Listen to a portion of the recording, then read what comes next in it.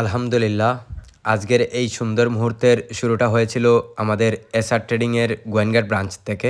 আমরা সবাই আলুবাগান queen garden রিসোর্টের উদ্দেশ্যে রওনা দিলাম। সবার মুখে অন্যরকম হাসি, কারণ আজকে শুধু কাজ না, আজকে ছিল একসাথে ইফতার করার প্ল্যান। সবাই গাড়িতে উঠলাম, গাড়ি ছাড়তেই শুরু হলো আমাদের ছোট্ট সফর। আপনারা দেখতেই পাচ্ছেন গোয়েনঘাট টু রাধানগর রোডের কি সুন্দর ভিউ। প্রথমেই আপনারা দেখতে পাচ্ছেন আমরা রাধানগর বাজার পাড়ি দিচ্ছি। বিকেল টাইম থাকায় রাস্তায় অনেকটা গাড়ির ভিড় ছিল, তো দেখতে পাচ্ছেন আমরা আস্তে আস্তে বাজারটি অতিক্রম করছি। বাজারটি পাড়ি দিতে দিতে রাধানগর বাজার সম্পর্কে কিছু বলা যায়। সিলেটের গোয়েনঘাট উপজেলার একটি অন্যতম ও ঐতিহ্যবাহী বাণিজ্যিক স্থান হলো রাধানগর বাজার। এটি ভারত সীমান্তবর্তী এলাকার কাছাকাছি অবস্থিত। এটি একটি পুরাতন এবং প্রসিদ্ধ স্থানীয় বাজার। রাধানগর বাজারের কাছেই জাফলং চা বাগান ফ্যাক্টরি এবং খাসিয়া জমিদার বাড়ি রয়েছে। এই এলাকার মানুষজন মূলত কৃষিকাজ এবং ব্যবসার সাথে জড়িত, তবে পর্যটনও এই অঞ্চলের অর্থনীতির একটি গুরুত্বপূর্ণ অংশ। তো আমরা গাড়িতে বসেই গল্প করতে করতেই রাধানগর বাজারটি পাড়ি দিলাম। এরপর আমরা চলে আসলাম সোজা জাফলং বাজারে। গোয়েনঘাট উপজেলার অন্তর্গত একটি পর্যটন স্থল জাফলং প্রকৃতি প্রেমীদের কাছে প্রকৃতি কন্যা হিসেবে পরিচিত। তারপর দেখলাম আমাদের হাতে এখনো সময় আছে, তাই ভাবলাম যেহেতু ইফতারের এখনো সময় আছে আমরা একটু জাফলং ঘুরে আসি। যেই বাবা সেই কাজ, চলে আসলাম আমরা জাফলংয়ে।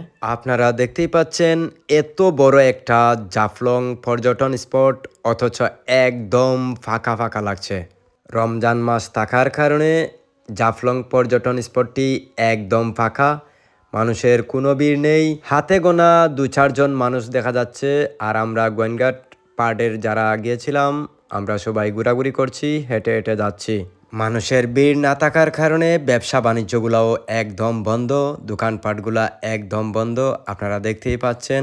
যাই হোক, সব শেষে জাফলংয়ের প্রকৃতির সৌন্দর্য, পাহাড়, পাথর, স্বচ্ছ পানি, সত্যি বলতে মনটা একদম সতেজ হয়ে গেল। কিছু সময় হাঁটাহাঁটি করলাম, ছবি তুললাম, ভিডিও করলাম, অনেক হাসাহাসি করলাম। কাজের চাপের বাইরে এমন মুহূর্ত খুব কমই আসে। আমি তো ক্লান্ত হয়ে একদম শুয়েই পড়েছিলাম, কারণ একদম নিরিবিলি, তারপর শুষ্ক মৌসুম, নিচে আর যাইনি। তো আমরা উপরে অপেক্ষা করেছিলাম, আমাদের সাথে আরো কয়েকজন লোক নিচে গিয়েছিল। তারপর ভাবলাম তারা আসুক, আমরা আস্তে আস্তে উপরের দিকে যাই। এই যে মাসরুর, সোহান আর হানিফ, তারা তো ছবি তোলা নিয়ে একদম ব্যস্ত। তারা সবাই পজ নিচ্ছে ছবি কে কিভাবে তুলবে। তারপর আপনারা দেখে তো অবাক হয়ে যাবেন, হানিফের কাণ্ডটা দেখেন, সে ছাগল ধরবে। যাই হোক, অনেক মজা করে তারপর আমরা আসরের নামাজটা শেষ করে আমরা চলে আসলাম আমাদের সেই কাঙ্ক্ষিত রিসোর্টে। সেখানে আসার পর দেখি আমাদের শ্রদ্ধেয় বস SM কামরুল ইসলাম বস, তারপর আমাদের ম্যানেজার ভাই ও জৈন্তা পার্টের সুপারভাইজার, DSO DSR ভাইয়েরা সবাই চলে আসছে এবং সবাই ইফতারগুলা রেডি করতেছে এবং প্লেটগুলা সাজাচ্ছে। এই যে সবাই মিলে ইফতারগুলা রেডি করা, প্লেটগুলা সাজানো, সাজিয়ে গুছিয়ে দেওয়া, এটাই তো আনন্দ। একসাথে সবাই মিলে কাজ করা, সবাই আমাদের মনে হয় এক পরিবারের সবাই চলে আসছি, একই সাথে কাজ করতেছি, সবাই মিলেমিশে কাজ করতেছি, কাজগুলা ভাগাভাগি করে নিচ্ছি। কি আনন্দ! পরিবেশটা ছিল খুব সুন্দর আর একদম পরিপাটি। আপনারা দেখতেই পাচ্ছেন বাদবাকি লোকজন কেউ গল্প করতেছে, কেউ হাঁটাহাঁটি করতেছে।